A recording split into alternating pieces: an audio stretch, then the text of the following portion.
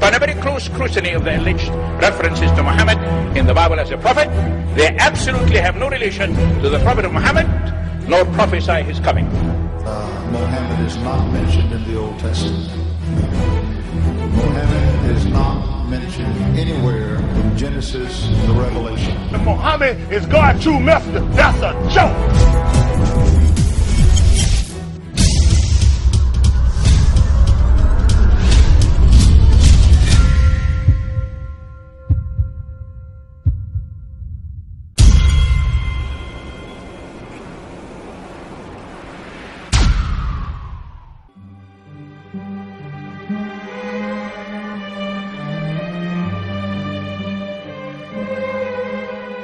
Lo, we inspire thee as we inspired Noah and the prophets after him, as we inspired Abraham and Ishmael and Isaac and Jacob and the tribes, and Jesus and Job and Jonah and Aaron and Solomon, and as we imparted unto David the Psalms.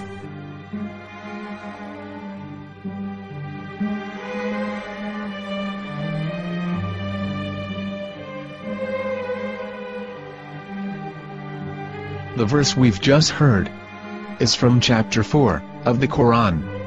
In the verse, God is affirming to humanity that Muhammad is indeed the recipient of a divine guidance, just as Noah, Abraham, and the rest of the prophets. However, some Christians and Jews today don't believe that Muhammad was a prophet and the covenant that God made with Abraham. And since the Quran is not their book of authority, in this video I'm going to show you that the book you're holding in your hands contains the name off the seal of prophethood, the Prophet Muhammad.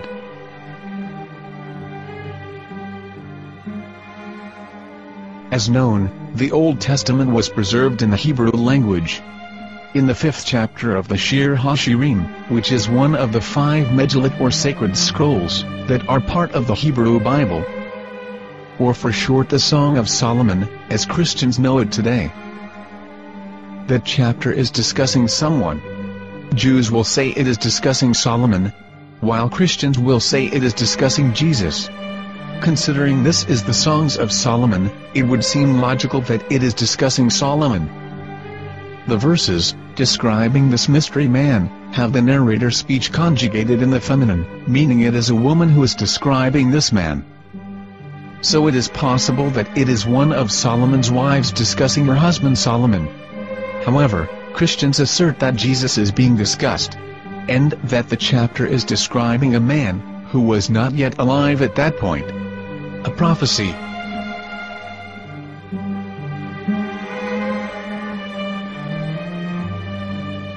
In reading the English translation of Song of Songs 5:16, it finishes the description by saying, "He is altogether lovely," but what most people don't know is that the name of that man was given in the original Megillat. Here is verse 16, and how it is written in ancient Hebrew, before introducing the vowels, in the 8th century. From the Hebrew Bible, on scripturetext.com. Here is the word in question. This word is made of 4 letters. Mem, Het, Mem, Dalet. Now when reading the word as it is written in its original form, with no vowels, it can be read as Muhammad, which is the name of the Muslim prophet, or as Mamad with no A after the H. According to Ben Yehuda's Hebrew English Dictionary, it is correctly pronounced as Muhammad, not Mamad. So how we're going to know for sure if it's pronounced as Muhammad, the Muslim prophet, or as Mamad, a random Hebrew word? The only way is to give the verse to a rabbi and say to him, "Please read." Here is the Song of Songs 5:16, and how it is read by a rabbi from a Hebrew Jewish site. Please notice, the im in Hebrew is a plural of respect. Hiko mamtakim vechullo Muhammadim ze dodi ve zer'i benot Yerushalayim. Hiko mamtakim וכולו מחמד, מחמד, מחמד, מחמד, מחמד, מחמד דין. זה דודי וזרעי בנות ירושלים.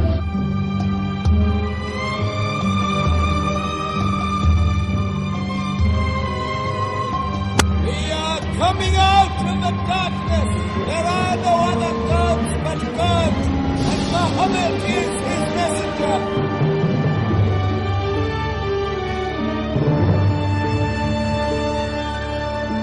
Let the world hear. חיכו ממתקים וכולו מחמד דין. זה דודי וזרעי בנות ירושלים. חיכו ממתקים וכולו מחמד, מחמד, מחמד, מחמד, מחמד, מחמד דין. זה דודי וזרעי בנות ירושלים.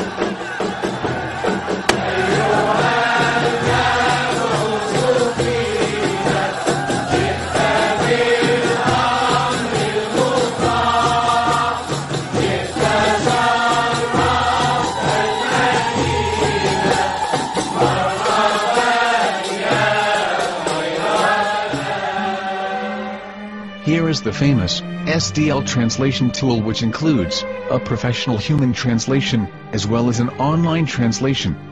We're going to copy our Hebrew word of the Song of Songs, directly from the Jewish site. It's the same site, where you can hear the rabbi reading the verse in Hebrew. All links are in the description, so, we're going to copy the word and paste it, and ask, please translate. Are they going to translate the meaning of the name of that person? As the Bible translators did.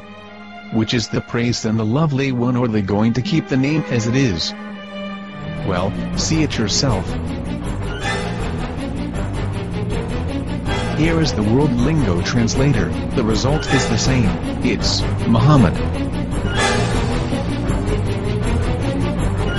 You have no right. You have no right to translate names of people.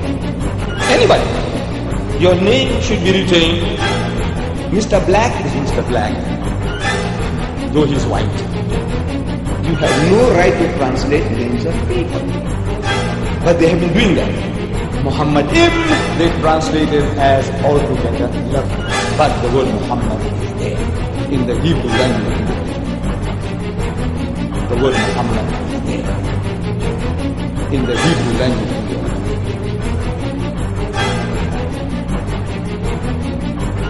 I will tell you a story from my own personal experience.